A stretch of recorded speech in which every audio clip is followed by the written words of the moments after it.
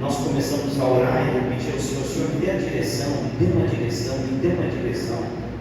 De repente Deus mostra que havia uma obra de feitiçaria sendo feita numa outra cidade. A família dessa moça era uma família de pessoas macumeiras, não conhecia a moça, não conhecia a família, ela não sabia de onde ela tinha vindo. Então Deus começa a dar uma direção, vai vendo.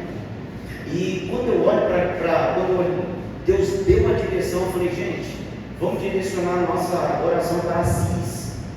E alguém ali contou que a família dela era a família de macumbeiro, que não queria que a moça morasse em Martinópolis. Aquela família queria que a moça voltasse para Assis. E Deus me mostrava assim, um pessoal em roda de branco e uma obra de feitiçaria no meio. E eu falei: gente, vamos orar em direção a Assis para que Deus quebre aquela obra. Quando nós começamos a orar, o inimigo então ele começa a ficar furioso na boca daquela moça, começa a gritar, começa a urrar, começa a esturrar dentro da igreja. O que eu quero te dizer com isso? Que existem dois comportamentos de Satanás com o qual ele age conosco. Não perca o fio da meada. Eu estou dizendo para você, nossa luta não é contra a carne, nem contra o sangue, mas contra principados e potestades das regiões celestiais. Eu estou dizendo para você que muitas vezes Satanás, para te atingir, ele não vai vir na sua frente de chifre, ele não vai vir com garfo, ele não vai vir com rabo arrastando pelo chão, mas ele vai usar pessoas para abater a sua fé. E baseado nisso, existem dois tipos de comportamento de Satanás. Existe o comportamento de Satanás, como muitas vezes ele fica enfurecido, irado contra a tua vida. Mas tem o segundo tipo de comportamento, que é quando Satanás tira sarro, que é quando ele dá gargalhada. Minha irmã, em nome de Jesus, o Satanás, ele tira sarro, ele dá gargalhada quando a gente dá o que ele quer, quando a gente dá abatimento, quando a gente perde a fé, quando a gente escurece. Esse é o momento que Satanás dá gargalhada. Esse é o momento que Satanás ri da sua cara. Esse é o momento que Satanás ele sapatia de alegria dentro do nosso lar. Mas a nossa luta não é contra a carne, contra o sangue. Nossa luta é contra principados e potestades. Existe autoridade da parte de Deus sobre a tua vida para guerrear dentro da tua casa, dentro da tua família, naquele bairro, nessa igreja. O poder do Senhor está sobre a tua vida, pastor. Só Deus sabe como eu entrei aqui nesta noite. Minha irmã, se o diabo está tentando te abater, não dá o que ele quer, porque quando você dá o que ele quer, ele tira sarro, ele dá gargalhada, ele se alegra. Mas quando você luta contra ele se enfurece e ele fica furioso. Em nome de Jesus, não tenha problema quando o inimigo se irá contra você. Não tenha problema quando o inimigo ficar furioso contra você. É porque você está no caminho certo. Eu não quero o inimigo tirando sarro da minha cara. Deus me chamou e te chamou. Passou um problema para Satanás. Por isso que Satanás muitas vezes se ira contra você, porque ele está tentando tratar teu filho que está em oração, está tentando destruir teu casamento, você está em oração, está tentando acabar com o seu marido, você está em oração. Então eu estou dizendo para você, não perca o fio da meada, que quando Satanás, ele também ele quer nos abater, muitas das vezes ele usa pessoas. E nós estamos no versículo que está dizendo: humilhai-vos, pois, debaixo da potente mão de Deus. O que isso significa? Que Deus também, quando Ele quer tratar com a sua vida, tratar no sentido de te aperfeiçoar, tratar no sentido de fazer a sua fé crescer, tratar no sentido de que você venha ter mais unção, mais autoridade sobre a tua vida, o próprio Deus também usará pessoas para esse processo. Humilhai-vos, pois, debaixo da potente mão de Deus. Como que eu me humilho debaixo da potente mão de Deus? Me submetendo aos processos que muitas vezes Deus me permite passar. E muitas vezes nesse processo que Deus me permite passar, Ele permite com que pessoas muitas vezes nos ofendam, com que muitas vezes pessoas venham e falem aquilo que a gente não gosta, com que pessoas nos julguem,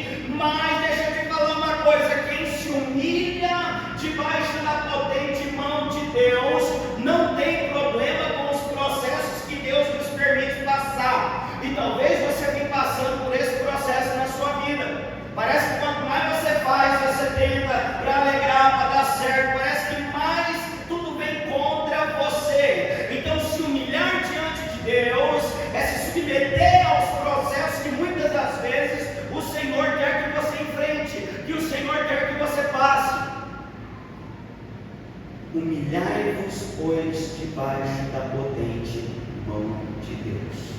Eu me humilho debaixo da potente mão de Deus quando eu oro e o Senhor diz não. Quantos de nós? Às vezes a gente ora, a gente clama e parece que tudo que a gente tem da parte de Deus é um não. Então eu vou fazer o quê? Eu vou dizer o quê para Deus? Me humilhar. E eu estou dizendo para você que se eu pudesse, eu arrancava essa parte da minha Bíblia, como também, se eu pudesse, eu arrancaria, por exemplo, o Salmo 40, porque lá no Salmo 40, a palavra de Deus está dizendo assim: esperei com paciência no Senhor, e Ele se inclinou para mim e ouviu o meu clamor. Ninguém gosta de se humilhar, e a gente também não gosta de ter paciência. A gente já quer orar e quer ver Deus agir. A gente quer ofertar e já quer ver a colheita. A gente quer já trazer o dízimo e ver a janela do céu se abrir. Então Deus, muitas vezes, nesse processo no qual eu estou te falando, Ele vai te submeter ao tempo da paciência. Paciência com o filho, paciência dentro de casa, paciência lá no trabalho, paciência naquela prova que foi feita. Meu Deus do céu, eu fiz aquele concurso, parece que eu não passei. Calma! Humilhai-vos debaixo da potente mão de Deus. Se submeta a Deus em dependência. E a palavra de Deus, ela afirma para nós: para que a seu tempo Ele vos exalte. O que é a exaltação de Deus? É a honra que Deus traz sobre a nossa vida. Deus tem honra para você, Deus tem honra para a sua casa, Deus tem honra para os seus filhos, Deus tem honra para o teu casamento. Mas isso tudo é o resultado dessa submissão a Deus. Submissão quando não faz sentido. Obedecer a Deus quando não faz sentido. Enfrentar situações muitas vezes nos relacionamentos, até quando não faz sentido. Senhor, não está fazendo sentido eu passar por isso, mas eu vou te glorificar e vou te adorar. Senhor, eu sou uma serva tua, eu tenho orado, eu tenho jejuado, o Senhor tem visto quanto eu tenho procurado me preparar, quanto eu tenho renunciado a tantas coisas, mas parece que está tudo contrário, parece que eu estou orando, parece que está tudo contra, não está fazendo sentido, mas eu continuo te adorando. Humilhai-vos perante a potente mão de Deus, para que a seu tempo vos exalte. Às vezes, no processo da humilhação, Deus vai permitir alguém chegar até você e falar aquilo que você não quer ouvir. Deus vai permitir uma desavença no trabalho, uma situação com aquela vizinha. E a Bíblia vai dizer para nós o seguinte: abençoai aquele que vos maldizem, abençoai os vossos inimigos. Muitas das vezes no processo de humilhação a Deus, Deus vai permitir pessoas espezinhar você. E na continuação do versículo 7, a palavra de Deus vai dizer para nós: lançando sobre ele toda a vossa ansiedade. Ansiedade é um sentimento destrutivo. Então, quando a palavra está dizendo assim, olha, lance ao Senhor toda a sua ansiedade, a ansiedade é o medo, é a preocupação. A ansiedade é o peso emocional que você sente quando se sente incapaz. A ansiedade é o peso emocional na sua mente que você sente quando as coisas estão erradas. Ansiedade é o peso emocional que você sente na sua mente quando as coisas fogem do seu controle. Lançando sobre ele toda a vossa ansiedade. A ansiedade é medo, e nós sentimos medo quando sentimos que estamos perdendo o controle. Nós sentimos medo quando sentimos e percebemos que as coisas estão fugindo do controle. Lá em casa, pastor, tudo fugindo do controle, eu não sei mais o que fazer, eu estou com medo. pastor, essa situação financeira, tudo fugindo do controle, eu não sei o que fazer, eu estou com medo, lançando sobre ele toda a vossa ansiedade. Deus te chama aqui nesta noite para se libertar desse medo, para se libertar dessa ansiedade, para se libertar desse peso emocional. Sabe por quê? Porque Deus, Ele quer governar as suas emoções. Deus quer que o governo das suas emoções seja algo que venha do céu até a terra. Deus não quer que as suas emoções sejam baseadas nas coisas que estão acontecendo na terra. Há pessoas que, se as coisas aqui na terra vão bem, elas estão bem. Se as coisas aqui na terra vão mal, elas estão mal. Deus não nos chamou para ter um emocional que venha a flutuar, um emocional que venha a depender daquilo que vivamos na terra. Deus nos chamou para que a nossa vida, para que os nossos sentimentos, para que a nossa alma, o nosso emocional venha a depender dEle, se alegrar nele, ter paz nele, adorar a Ele quando tudo dá errado, nos alegrar nele quando nos falta, aleluia, servir a Ele no momento da enfermidade, aleluia, estar diante da presença dEle, da dependência dEle, até quando tudo diz não, lançando sobre Ele toda a vossa ansiedade. Se tem ansiedade, está tendo um governo das coisas da terra, e Deus, Ele não governa onde está tendo o governo da terra. Então Deus nos chama, olha, em nome de Jesus, lance a sua ansiedade nele, porque é Ele que quer te governar. Porque Deus, Ele não divide espaço, ou é Ele ou não é Ele. E querer ter as coisas no controle só revela o nosso orgulho. Uma das formas como Deus quebra o meu orgulho, o seu orgulho, é permitir as coisas saírem do nosso controle, sair da nossa razão. Então, quando a palavra de Deus está dizendo, olha, lançando sobre ele a vossa ansiedade, aonde tem, preste atenção, ansiedade, medo, existe descontrole emocional. E aonde tem, preste atenção, descontrole emocional, existe despreparo para viver as bênçãos de Deus. Eu vou repetir. Aonde tem descontrole emocional, medo, ansiedade, e eu estou dizendo para você que a ansiedade é o peso emocional, muitas vezes até da nossa incapacidade. Quantas vezes eu, como pastor, eu estava desesperado, eu olhava, parece que nós estávamos ali em Martinópolis, quem não conhece a noça história, nós estávamos ali, uma igreja pequena, uma igreja que não crescia, e eu trazia aquele peso emocional para mim, e eu começava a dizer para mim, porque eu não sou suficiente, eu não trago bem, porque eu sou isso, porque eu sou aquilo, e aquilo ia gerando em mim uma ansiedade, um peso emocional baseado na minha incapacidade. Mas na verdade, a capacidade que você e eu precisa, ela vem de Jesus. Enquanto eu estava ali querendo fazer as coisas, na minha capacidade tudo travou, porque onde tinha ansiedade tinha despreparo, e despreparo te desabilita para viver as bênçãos do Senhor. Aonde tem ansiedade tem descontrole emocional, e onde tem descontrole emocional não há preparo. Há pessoas que dizem assim, eu não fui abençoado, eu não fui abençoada,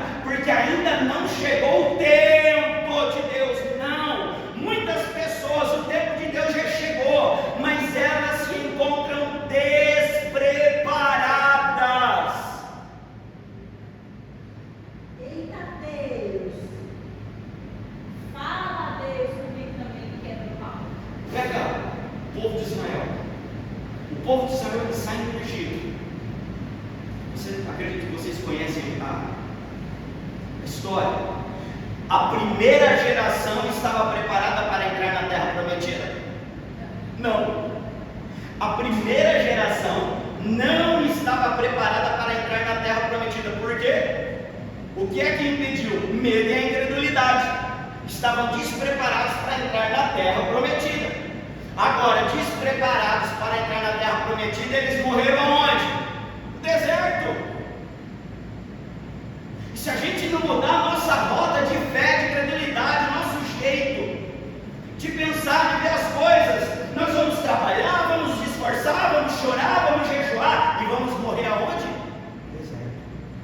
Agora, a segunda geração estava preparada para entrar na terra prometida. Por quê? Porque a segunda geração, eles estavam crendo em Deus, sabendo que Deus ia dar vitória para eles na guerra. Então a primeira geração estava preparada para sair do Egito, mas não estava preparada para entrar na terra prometida. A segunda geração agora estava preparada para entrar na terra prometida. Por quê? Porque eles estavam ali prontos para combater os inimigos em nome do Senhor dos Exércitos. Aí agora eles tomam a terra, aquela geração morre, e os que vêm depois não estavam preparados para viver a abundância da terra que manava leite e mel.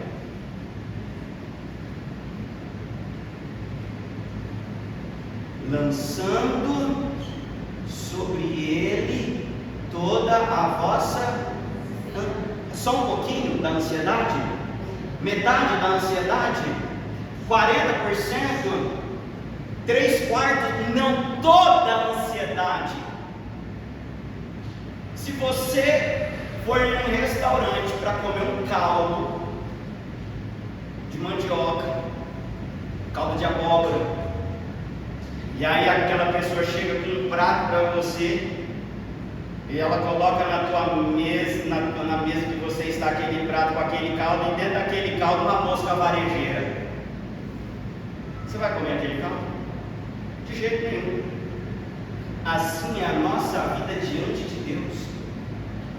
Por isso que a palavra está dizendo, lançando sobre ele toda a vossa ansiedade. Porque a ansiedade, por mínima que seja, é como uma varejeira que a gente está querendo oferecer para nós, mas para Deus a varejeira está ali. A varejeira da ansiedade está dentro do prato. A varejeira da preocupação está dentro do prato. E o que tem que estar no prato é confiança, adoração ao Senhor, rendição e dependência a Ele. Então a palavra está dizendo, lançando sobre Ele toda a vossa ansiedade, porque Ele tem cuidado de vós. Vou te ajudar. Você saber como é que tem cuidado de você. Março de 2020, qual foi a notícia que nós tivemos? Covid-22. Aí começa aquele monte de notícia na Rede Globo. As pessoas sendo ensacadas no corpo, né? Naquele saco de lixo, o povo tudo com aquelas roupas. E aí, aquele monte de gente morrendo. Acredito que talvez até tenha passado na sua mente, você olhar para a sua vizinhança, o pessoal do trabalho, para as pessoas que você conhecer, talvez você pensou assim, meu Deus, quem vai ser o próximo? Será que vai ser eu, ele, tu, você, nós, vós? Aí o que aconteceu? Passou 2020, entrou 2021. 2020 você não morreu, entrou 2021. 2021 a pandemia foi pior. Começou a morrer muito mais pessoas. Morre o A, morre o B, morre o C. Santo Deus, quanto sofrimento naquela época. Quantos de nós talvez se viu naquelas matérias jornalísticas? Quantos de nós se viu, meu Deus, será que um dia ainda vou estar nele? Será que eu ainda vou acabar dando um saco desse para acabar morrendo? Você quer ver eu parar na UTI, irmãos? Irmãs, passou 2022, entrou 2021, entrou 2022, você não morreu. Entrou 2022, você está viva. 2022, entrou 2023, não morreu, está viva. 2023 passou 24, está viva. 2024, 2025, está viva. Ele está cuidando ou não está? Do que você tentou em 2020 você se preocupar tanto com o vírus? 2021 você achar que ia morrer? 2022 você olhar e falar assim, meu Deus, você acha que eu sou a próxima? 2023, quando já estava mais no fim da pandemia, né? Você deu aquela tossezinha, falou, meu Deus do céu, acho que é eu que vou para o hospital agora, entrar naquele incubador lá e morrer lá. O Senhor tem cuidado de você. Entregue as suas preocupações a Ele. Porque aonde existe preocupação e medo com a família, medo com o marido, medo, existe um descontrole emocional. E aonde tem um descontrole emocional, mostra que nós não estamos preparados para herdar as bênçãos de Deus. Por quê? Para herdar as bênçãos de Deus tem que ter coragem. E quem está medroso e apavorado nem sempre tem está medroso, está apavorado, vai ter coragem. Coragem não é ausência de medo, amém? Só que há pessoas que muitas vezes o medo é tão grande que impede elas de ter coragem. Lançando sobre ele toda a vossa ansiedade, porque ele tem cuidado de vós. A ansiedade é um sentimento destrutivo, e o sentimento está aqui dentro, que impede a gente de viver coisas aqui fora. Bênçãos de Deus aqui fora. Por isso que antes de Deus mudar o cenário aqui fora, Ele muda o cenário aqui dentro. Ele muda o cenário aqui dentro, fazendo com que a gente mude a nossa opinião, mude o nosso jeito. Gente que é cascuda, que é cascudo. Gente que o ego está gritando lá em cima, tem que sempre ter razão. Todo sentimento destrutivo que afasta a gente de Deus. Medo de não ser reconhecido, medo de não dar certo, medo de não conseguir aquele negócio, numa ansiedade. Por que ter medo? Nós fomos criados, principalmente o homem. O homem foi criado para ser o quê? Independente dos seus pais. Muitas mulheres também. A mãe dava você ensino, foi ensinando você quando você era criança. Por quê? Para que você não fosse dependente de ninguém. Aí agora a gente se converte e entrega a nossa vida a Deus. E nós queremos ser o quê? Independentes. Queremos fazer as nossas coisas e queremos que Deus fique ali olhando. Não, o Senhor quer que sejamos dependentes dEle. Então existe aqui uma desprogramação da nossa cabeça de tudo aquilo que a gente já viveu. Porque na nossa programação que a gente viveu tudo na vida, a gente tem que levar tudo controladinho, tudo tem que estar no nosso controle. Mas na visão espiritual, muitas vezes Deus permite com que as coisas saiam do controle, para que eu e você aprendamos a entregar o controle da nossa vida a Ele. Próximo versículo. Sede sóbrios, vigiai, porque o diabo, vosso adversário, anda em derredor, fazendo o quê? Bramando. Ele está miando ou está bramando? Qual que é a diferença de bramar e de miar? De bramar, bramar é dar e miar. Só que eu vou te falar uma coisa. Você já reparou como que o diabo ele tenta imitar tudo aquilo que Deus faz? Porque a Bíblia diz que Jesus ele é o leão da tribo de Judá. E o versículo está dizendo aqui que ele anda em derredor bramando mas não é um leão. Ele pode até rugir, mas quem reina é o leão da tribo de Judá. Ele ruge, mas ele não reina. Quem reina é o nosso Senhor Jesus. Então quando a palavra de Deus está dizendo que ele anda em derredor, bramando como um leão, buscando a quem possa tragar, isso diz respeito das intimidações que o diabo lança na tua cabeça. Tem gente que fica intimidado por pensamentos que lhe faz acreditar: ai meu Deus, eu vou morrer. Dá uma dor de cabeça, o diabo já sopra um negócio ali, a pessoa já fica intimidada. Meu Deus do céu, acho que eu estou com um tumor, vou morrer de câncer no cérebro. Tem gente que tem uma mente muito sensível e frágil para os pensamentos que Satanás bramando lança na mente da pessoa. Você lembra a ocasião entre Davi e Golias? O gigante Golias era grande, ele era forte, ele tinha porte, tinha escudeiros que protegiam as suas pernas, ele tinha ali uma forte armadura, um homem preparado para a guerra. E quem era Davi na fila do pão? Então a Bíblia diz que durante 40 dias Golias ele chegava até o exército e dizia assim: não tem homem aí para guerrear comigo? É o diabo como um leão bramando, intimidando. Só que chega Davi naquela simplicidade. decide lutar contra o gigante. E o gigante vai falar para ele assim: ó, eu sou um cão para você vir com pedra contra mim. E o Davi vai dizer para ele: ainda hoje darei a sua carne às aves do céu. O que isso quer dizer? Davi nem tinha derrotado Golias aqui fora, mas Davi já tinha derrotado o Golias aqui dentro. Pode ser que tenha um Golias lá na sua casa a ser derrotado. Pode ser que o Golias da necessidade bateu na porta. Pode ser que o Golias da incredulidade bateu a porta da sua mente. O Golias do vício lá naquele lar. Mas Davi ele vai dizer assim: olha, você vem por mim contra armas, eu vou contra você em nome do Senhor dos Exércitos. Minha irmã, em nome de Jesus, se um dia vier o diagnóstico, vai contra o diagnóstico em nome do Senhor dos Exércitos. Vai contra essa situação em nome do Senhor dos Exércitos.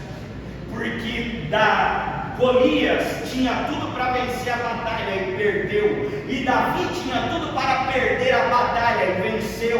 Às vezes você olha para você mesmo e fala assim: meu Deus, parece que está tudo indicando que eu vou perder. Mas se o Senhor Deus estiver com você, a Bíblia diz assim: operando Deus, quem impedirá? A Bíblia diz assim: se Deus é por nós, quem será contra nós? A Bíblia diz assim: operando eu, quem impedirá? Então a palavra de Deus, ela está certa em dizer para nós: vigie. O que é vigiar? É ficar dentro. Esse pensamento aqui é o inimigo querendo colocar na minha mente. Esse pensamento é o inimigo querendo tirar da igreja. Esse pensamento aqui, vigie. Já viu o Mercado Livre? Quando chega lá na tua porta, você comprou aquele negócio lá, você comprou aquele produto lá no Mercado Livre, aí estava lá, faltando 7 dias para chegar. Aí no outro dia você olhava lá, faltando 6 dias, faltando 5, faltando 4, faltando 3, faltando 2. Aí quando recebe a mensagem assim: olha, o entregador está quase chegando na sua casa, lá está isso.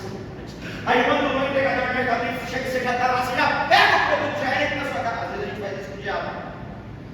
O diabo chega com a encomenda do inferno, uma encomenda de mau pensamento, uma encomenda de tristeza, uma encomenda de seta de depressão, entrega na tua mão e você já entra para dentro da tua casa e toma posse daquilo ali. Não! Vigie. O diabo vai tentar te atacar de tudo. Diabo, vosso adversário. Não pense que você é tão boazinha que o diabo esqueceu. Não. Apesar que vou dizer uma coisa, olha, gente, eu já vi pessoas tão tribuladas, que às vezes eu acho que até o diabo tem medo de passar perto da pessoa e ficar tribulado também. Não, tem gente que acha que quando ele ora, ele faz aquela oração show de horrores. Ai, Senhor, o diabo não vai ter dó de você. Na verdade, nem Deus tem dó de você, porque Deus sabe o que Ele colocou dentro do seu espírito. Deus sabe o poder que tem dentro de uma pessoa que se levanta no jejum e na oração para clamar a Ele. Próximo versículo. A qual resistir firmes na fé. Gente, não tem como a gente resistir o inimigo na carne. Não tem como eu querer resistir o inimigo um pensamento positivo, na positividade. Um dia conversando com uma pessoa, a pessoa falando sobre, acho que vocês nem ouviram falar, que eu não tinha ouvido falar, mas eu falei: não, pastor, porque a vibração quântica, não. Vai tentar resistir o diabo com vibração quântica. O diabo a gente resiste pela fé. E como? Fé na palavra do Senhor, porque a Bíblia, ela garante tudo aquilo que Deus te chamou para ser. A Bíblia te garante tudo aquilo que Deus te chamou para ter. A Bíblia te garante tudo aquilo que Deus te chamou para alcançar e para conquistar. Então, a qual resistir firme na fé? Quando o diabo lança uma seta de pensamento, eu vou para a palavra, aleluia. E o diabo, ele tentou contra Jesus, e ele